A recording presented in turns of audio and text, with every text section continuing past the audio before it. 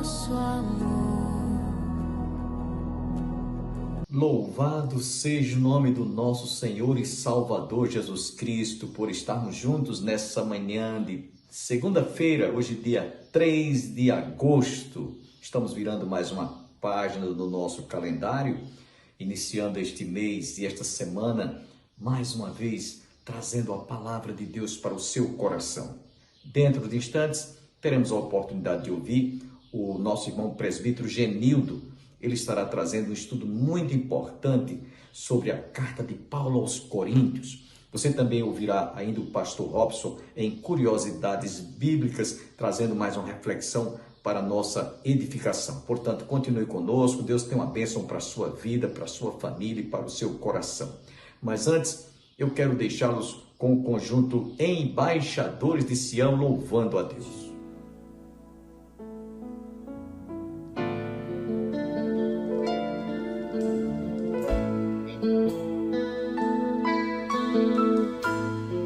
Louve ao Senhor. Grande é o Senhor e muito digno de louvor. Bem forte na cidade do nosso Deus, seu santo nome. Ele é a alegria de toda a terra, a alegria de toda a terra.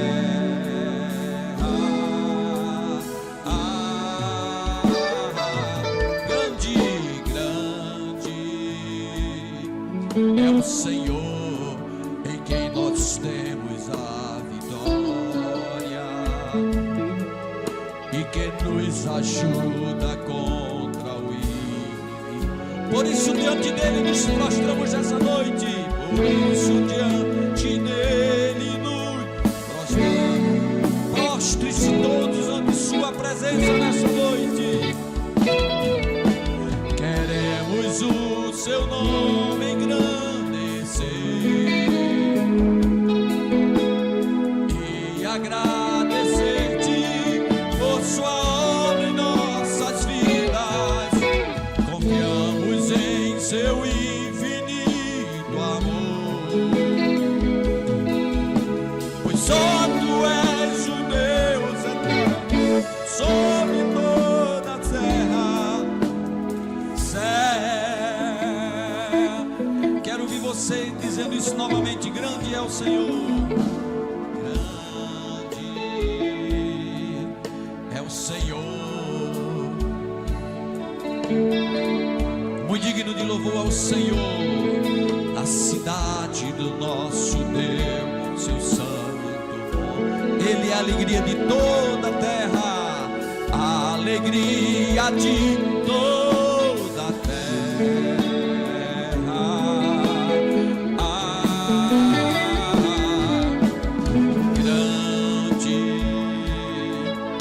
Senhor em quem nós temos a vitória e que nos ajuda.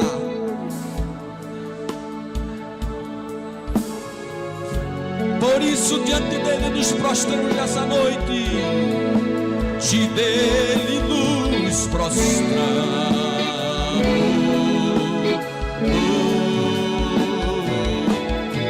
Queremos o teu nome em grande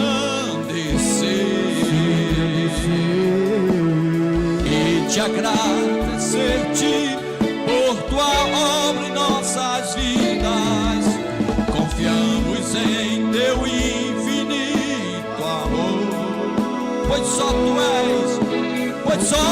és o Deus eterno sobre toda a terra. Pois só tu és o Deus eterno sobre toda a terra. Pois só tu és o Deus eterno sobre toda a terra e céu.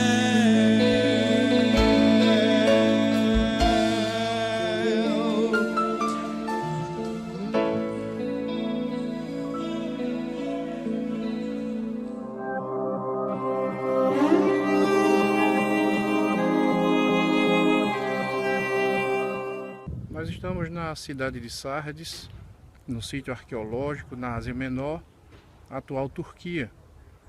Nessa igreja, Cristo disse para ela: consolida o que ainda tens, para não perder o que tem.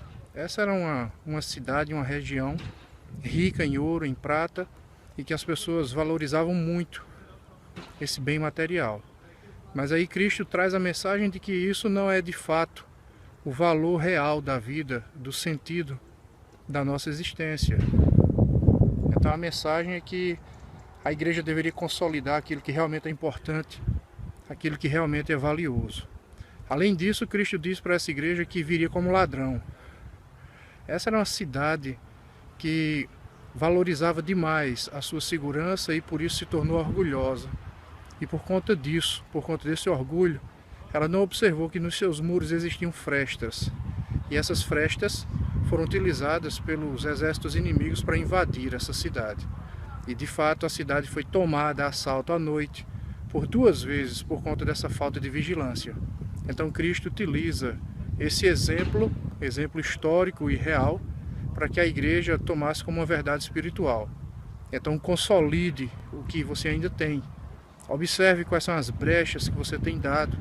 Tente corrigir esses erros para que você não seja tomado de surpresa, porque Cristo virá como ladrão à noite.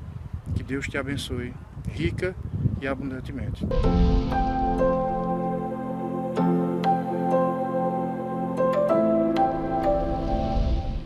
Primeira carta de Paulo aos Coríntios, capítulo de número 3, que diz o seguinte. Nós vamos ler só os 4 primeiros versículos.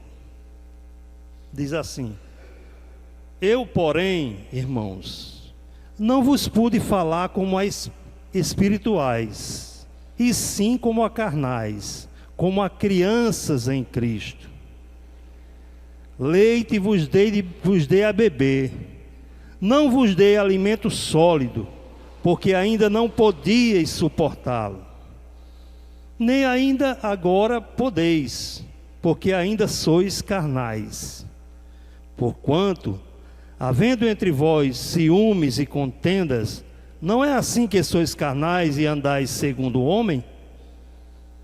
Quando, pois, alguém diz, eu sou de Paulo, e outro eu de Apolo, não é evidente que andais segundo os homens?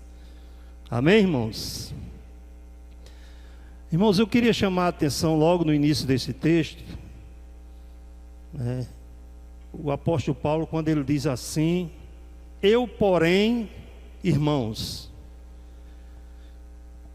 O apóstolo Paulo, ele, conhecedor da situação que a igreja de Corinto enfrentava, das dificuldades, uma igreja problemática, uma igreja que nós sabemos pelo contexto das cartas de Paulo, tanto 1º e 2º Coríntios, que era uma igreja que realmente enfrentava muita dificuldade de ordem moral. Mas mesmo assim, a gente chama-nos a atenção a questão de Paulo não diminuir aqueles irmãos. No início desse texto ele diz: eu, porém, irmãos. Paulo se iguala a eles.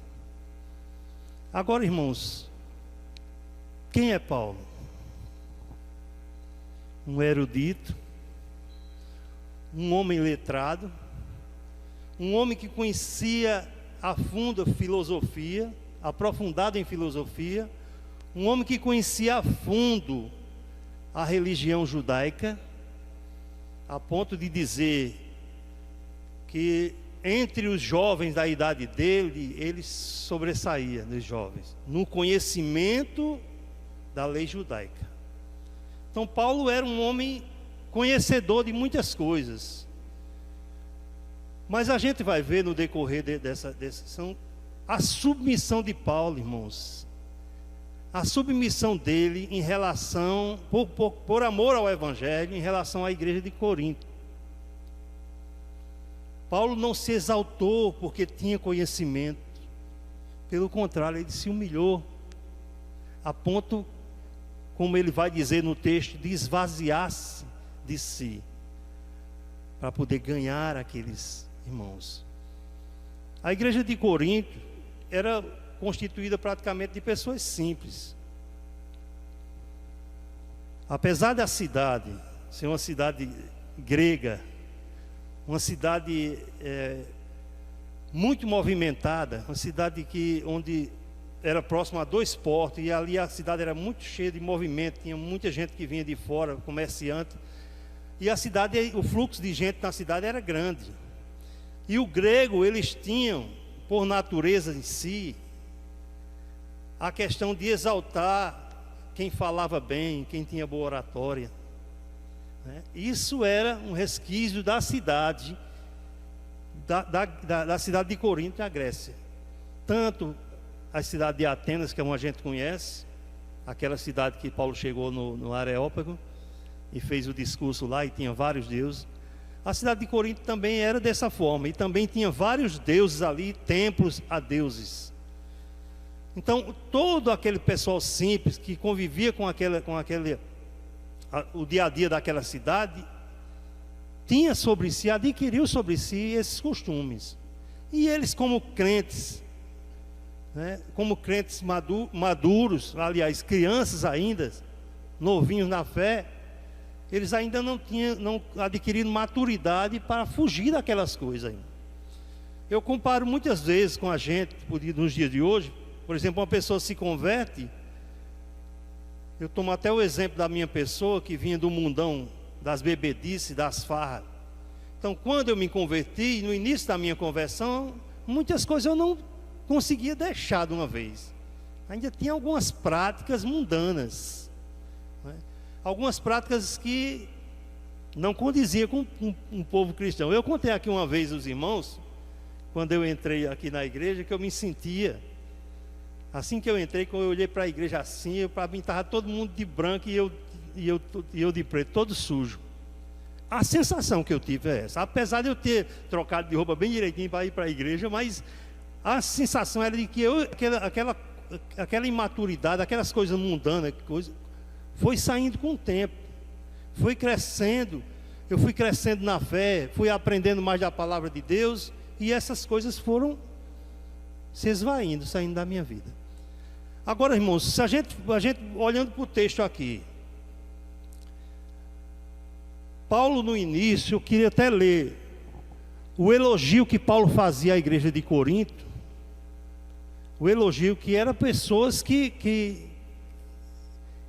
buscavam a Deus. A gente vai ler aqui no início do capítulo 1, versículo 4, diz assim: sempre dou graças a meu Deus, a vosso respeito, a propósito da sua graça, que vos foi dada em Cristo Jesus, porque em tudo, veja o que é que Paulo está dizendo à igreja de Coríntios, porque em tudo fostes enriquecido nele, em toda palavra e em todo conhecimento, assim como o testemunho de Cristo tem sido confirmado em vós, de maneira que não vos falte nenhum dom, aguardando vós a revelação do nosso Senhor Jesus Cristo, o qual também vos confirmará até o fim, para seres irrepreensíveis no dia do nosso Senhor Jesus Cristo. Veja aqui que no início da carta, Paulo está elogiando os coríntios e está com desejo que eles cresçam no Evangelho e sejam irrepreensíveis diante de Deus. Mas aqui no texto, no capítulo 3, Paulo já identifica uma falha na igreja. É como chegar assim e dizer: se eu investi tanto nesse povo, eu chego agora, esse povo não cresceu nada no Evangelho. O pastor Bosco conhece discipulado, como o presbítero Sebastião aqui foi dar aula aos catecúmenos, que o Evangelho que é pregado a um catecúmeno, ninguém vai chegar para um catecúmeno aqui e falar sobre teologia sistemática, é uma pessoa que não vai. É o Evangelho miúdo, para criança mesmo. E vai ensinando e a pessoa vai amadurecendo. E o desejo de quem está ensinando aquela pessoa é que o seu aluno vá crescer. Esse aqui era o desejo que Paulo teria do povo da igreja de Corinto. E ele não identificou esse crescimento. Ele olhou para o povo e por isso que ele disse: vós sois criança, ele disse aqui, eu, porém, irmãos, não vos pude falar como a espirituais, e sim como a carnais, como crianças em Cristo. Por isso que eu falei aqui, que esse carnal aqui não tem a ver com a imoralidade, tem a ver com amadurecimento. Ele queria ver isso na igreja de Corinto. Eu ensinei as primeiras falas, as primeiras obras, o primeiro ensinamento, mas aquele povo não reteu aquilo, ou reteu e ficou só naquele, estabilizado. Irmãos, o que eu me admiro aqui, a questão do amor de Paulo, que Paulo tinha, além do amor dele, o amor dele era um amor paciente, como ele escreveu lá em Coríntios 13. O amor de paciência. Ele ensinava com amor, exortava, mas com amor, não com ira, e não subjugando, e não menosprezando os irmãos, apesar de todo o seu estudo, tudo aquilo que ele entendia, mas ele tratava aqueles irmãos, né, com todo amor e zelo, para que eles também crescessem no Evangelho. Nós podemos identificar aqui pelo menos observar três expressões do amor de Paulo pelos coríntios. Primeiro, Paulo tinha um zelo paterno com aquele povo. Se a gente for ler em 2 Coríntios, eu queria que os irmãos até abrissem, capítulo 11, verso 2, Paulo diz aqui: porque zelo por vós com zelo de Deus, visto que vos tenho preparado para vos apresentar como virgem pura a um só esposo, que é Cristo. Veja o zelo que Paulo tinha, um zelo paterno, de como pai. Aliás, tem um versículo, eu não estou lembrado agora, mas tem um versículo que Paulo se apresenta como pai daquele povo. Ele tem aquele amor tão grande como pai, como se ele disse assim, como se vocês fossem gerados por mim, eu tenho a vocês como pai, como filhos, aliás. O amor corretivo. As suas cartas nunca foram de rejeição, mas de disciplina amorosa. Nós podemos ver isso também lá em 2 Coríntios ainda, no capítulo 2, que diz o seguinte, a palavra de Deus. Aqui Paulo, ele revela que com muitas lágrimas,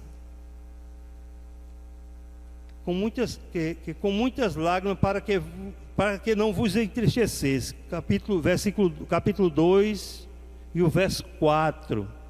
Ele diz assim: porque no meio de muito sofrimento e angústias de coração vos escrevi com muitas lágrimas, não para que ficasseis entristecidos, mas para que conhecesseis o amor que vos consagro em grande medida. Veja a declaração dele. O zelo que Paulo tinha por aquela igreja. Irmãos, a gente sabe que não é só pela igreja de Corinto que Paulo amou. Paulo, aliás, ele foi chamado com esse propósito, tanto para os judeus. Ele foi chamado para os judeus e os judeus até rejeitaram, né? Enxotaram ele, e ele deixou os judeus e foi pregar para os gentios, porque ele disse que para isso foi que Cristo me chamou, para pregar aos gentios. Ele defende o seu apostolado e dizendo que se gastaria, né, se deixaria gastar por aquelas almas. Isso está lá em 2 Coríntios, o capítulo 12, versículo 15. E a gente sabe que isso aí se estende por várias igrejas. Se a gente for olhar, não vou ler agora para não tomar muito tempo, mas no livro de Romanos, no capítulo 18, Paulo relata esse amor pela igreja de Roma. Lá em Gálatas também, capítulo 4, ele fala sobre os Gálatas também, o amor expressivo que ele tem por aquele povo. Aliás, nesse texto de Gálatas, eu acho interessante que Paulo diz que arrancaria até os próprios olhos por eles. Irmãos, veja a que ponto chega uma pessoa que tem a seriedade de pregar o Evangelho, o amor que tem pelas almas. Além de se subjugar, submeter, se esvaziar de si, né, com todo o conhecimento que ele tinha, mas ele preferiu não saber nada para poder ganhar aquele povo. Né? Essa expressão de amor tremenda que ele tinha por aquele povo. Além disso, ele disse: eu posso arrancar até os meus olhos, se for por causa de vocês. Tem aos Filipenses também, capítulo 1, do 3 a 11, Colossenses, capítulo 1, também de 9 a 12, e Tessalonicenses também, na segunda carta, capítulo 1, versículo de 3 a 4. Então Paulo tinha todo esse conhecimento, todo esse entendimento, amor pelas igrejas a qual ele fundou. E ele se dizia pai deles.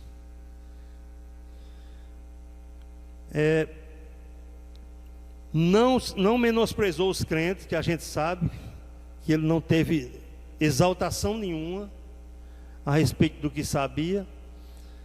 Ele esvaziou de si e também usou de palavras para que fosse entendido. Porque Paulo podia usar, pelo estudo que ele tinha, pelo entendimento que ele tinha, podia usar da eloquência dele, de uma retórica mais sofisticada, de uma oratória mais também sofisticada, mas não. Ele diz aqui no capítulo 2 de 1 Coríntios,